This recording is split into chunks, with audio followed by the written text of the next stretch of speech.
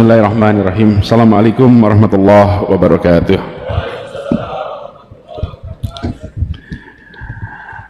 Alhamdulillah, alhamdulillahilladzi arsala rasulahu bil huda wa dinil haq liyudhhirahu ala dini kullihi wa kafa billahi syahidah. Asyhadu an la ilaha illallah wa asyhadu anna Muhammadan abduhu wa rasuluh la nabiyya ba'dah. Yang amat saya hormati, yang saya muliakan, Bapak Muhammad Jazir dan seluruh keluarga besar beliau. Yang saya hormati Ketua Umum Masjid Jogokaryan Ustadz Agus Abadianto, dan juga yang saya hormati, yang saya muliakan Ustadz Salim Alfilah, Imam sholat subuh kita Ustadz Wafi, dan para jamaah sholat subuh Masjid Jogokaryan rahimakumullah. Pagi ini saya sungguh bersyukur sekali bisa bersujud di Masjid Jogokaryan yang legendaris ini, sebuah masjid yang menjadi contoh, yang menjadi rujukan bagi semua. Dan senang karena kembali ke Masjid Jogokaryan sekaligus juga kembali merajut ikatan persaudaraan yang tersambungkan lintas generasi.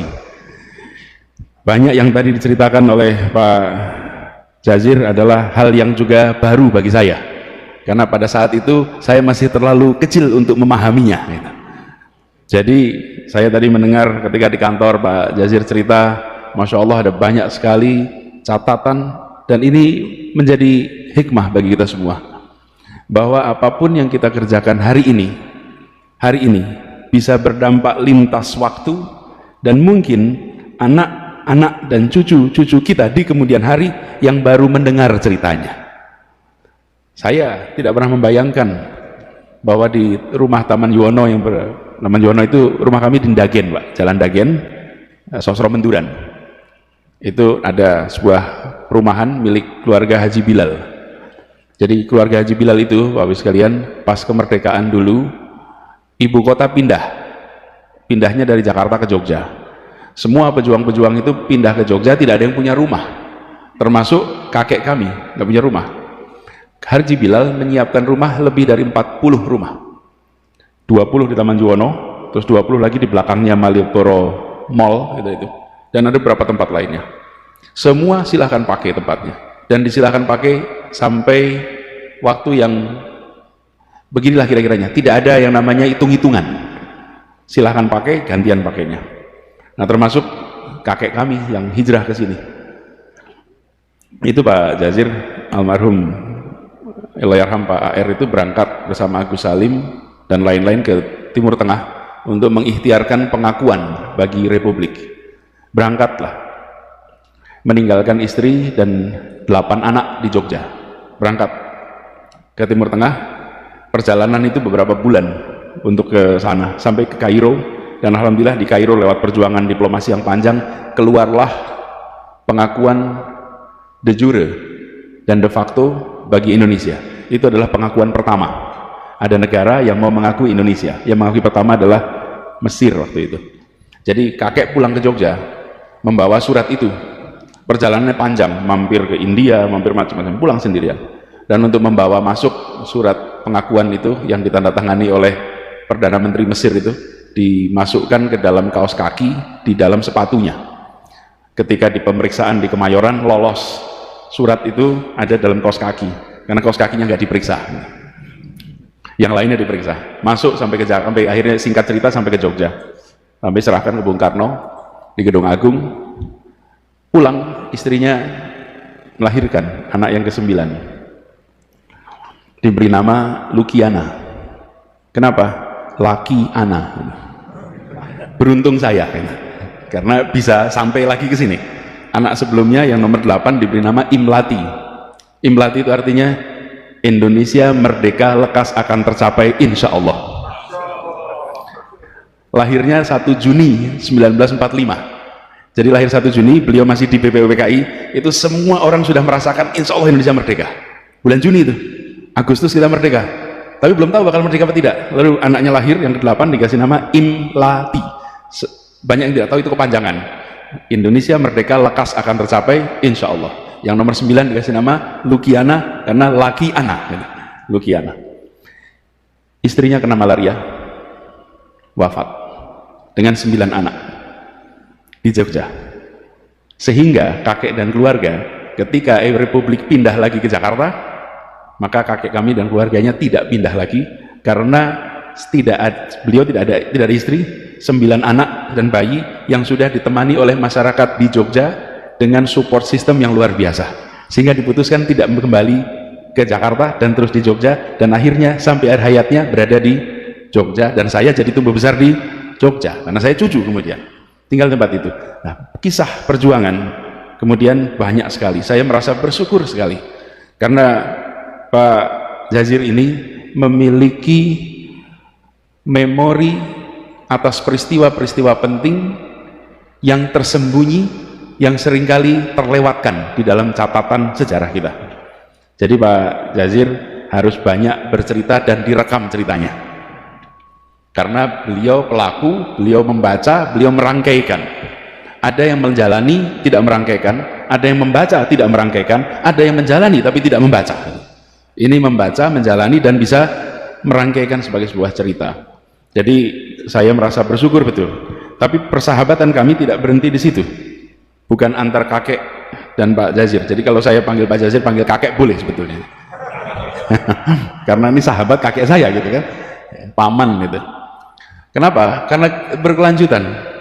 Saya bekerja saya di Jakarta, kemudian mencoba membangun gerakan Indonesia Mengajar bersama dengan seorang anak muda yang sangat cerdas. Alim, cerdas, wawasannya luas, bacaannya panjang, namanya Sofwan, putra dari Pak Jazir. Jadi persahabatan itu menurun, dan ketika ketemu tidak tahu bahwa orang tua kita itu bersahabat, menurun. Kemudian Sofwan ini mahasiswa yang menjadi anggota di kampus itu Majelis Wali Amanah, mahasiswa yang menjadi anggota Majelis Wali Amanah di Universitas Indonesia di Jakarta. Saat ini beliau sedang berada di Washington DC. Nah, apa yang saya lihat?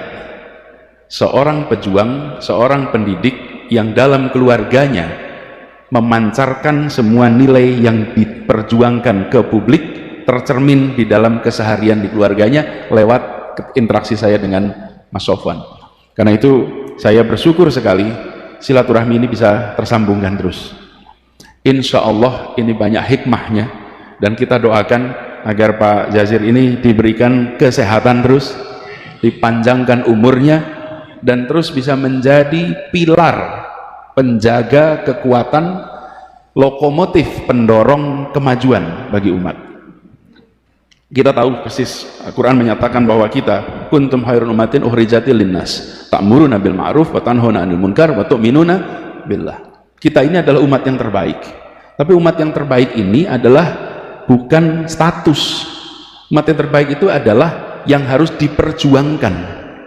Diperjuangkan, kehormatan, tanggung jawab yang harus diperjuangkan. Dan saya menyaksikan, rasa-rasa umat Islam di Indonesia menyaksikan Masjid Joko Karyan ini menjadi contoh bagaimana ketika diberikan amanah menjadi yang terbaik, itu diwujudkan di dalam manajemen keseharian. Yang terbaiknya itu bukan status, yang terbaiknya itu bukan statement, yang terbaiknya itu adalah keseharian, kebiasaan, yang kalau dalam bahasa rumitnya itu namanya budaya. Budaya itu adalah kebiasaan. Masjid Joko Karyan memiliki itu, dan ini tempat masjid-masjid dari seluruh Indonesia belajar. Saya merasa sangat bersyukur subuh ini bisa bersujud di tempat ini bersama dengan para jamaah semuanya. Insya Allah apa yang dikerjakan di Masjid Joko Karyan ini terus jadi inspirasi bagi semua, termasuk bagi kami yang di Jakarta. Di Jakarta tantangannya tidak sedikit, tapi alhamdulillah Allah selalu bukakan pintu-pintu penyelesaian yang tak terduga. Saya masih bertugas di Jakarta sampai bulan Oktober, karena tanda-tandanya tidak ada perpanjangan. Tidak ada perpanjangan. Jika nggak ada perpanjangan ya Oktober lah, besok selesai gitu. Jadi 6 bulan lagi selesai. Makanya kami menuntaskan semua janji satu-satu, insya Allah diselesaikan. dan kita berharap, kami didoakan agar semua yang kita kerjakan di Jakarta ini bisa menjadi manfaat bagi seluruh warga di Indonesia. Dan tadi pesan dari Pak Jazir insya Allah saya pegang, karena beliau meneruskan pesan, dan pesan yang sama kami terima Pak Jazir terkait dengan jumlah tahun kuliah. Jadi kalau ditanya SKS-nya ambil berapa, alhamdulillah ambil 24 SKS per semester, 24 per semester, 18 di dalam kelas, 6 di luar kelas. Jadi yang 18 itu yang tercatat di kantor akademik, yang 6 SKS itu tidak tercatat. Konsekuensinya lulusnya lebih lama, tapi kita ini termasuk yang menjalankan prinsip kuliah itu bukan soal cepat atau lambat, tapi miskin atau kaya pengalaman. Tapi juga jangan terlalu lama karena jadi semata-mata abadi. Itu ada istilah masuk abadi ya. Cepat, bukan cepat atau lambat, tapi kaya dengan pengalaman. Bapak Ibu sekalian yang saya hormati, izinkan juga dalam kesempatan ini kami menyampaikan terima kasih, apresiasi pada Ustadz Salim Al-Filah, yang saya berkali-kali berharap bisa kedatangan beliau untuk bicara di tempat kami. Akhirnya malah kesempatannya mendengarkan langsung di sini gitu. Karena beliau jadwalnya padat, kami ingin sekali nanti satu saat bisa bersama-sama, karena bukunya Ustadz Salim ini tentang Diponegoro itu sebuah inspirasi yang luar biasa. Kalau kita lihat, Diponegoro ini adalah salah satu pejuang yang kalau boleh kita runtut Indonesia merdeka, itu mungkin awalnya adalah Pangeran Diponegoro. Secara singkatnya begitu, karena Pangeran Diponegoro melakukan perlawanan gerakan, karena sebelumnya belum ada perlawanan seperti gerakan Pangeran Diponegoro.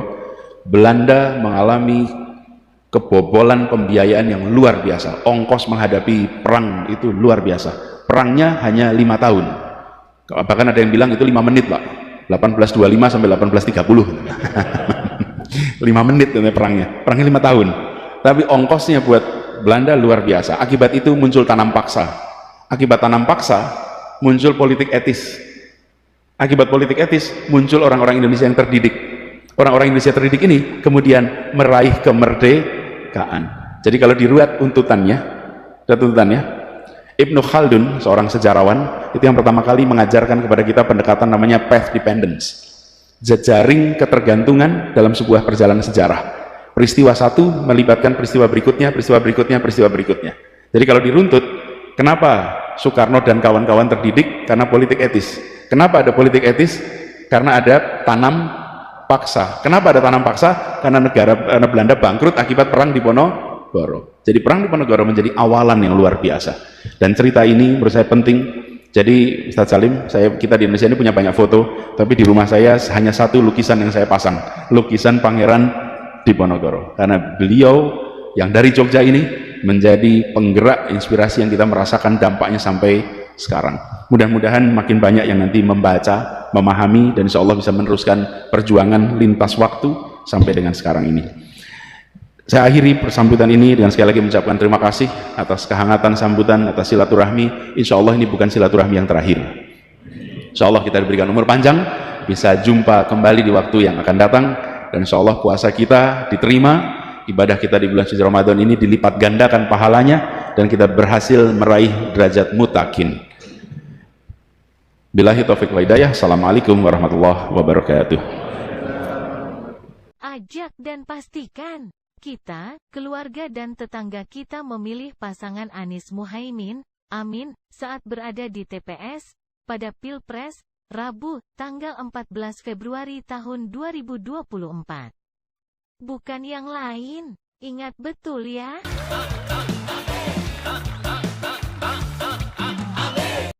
Amin. Aminnya sing banter. Amin.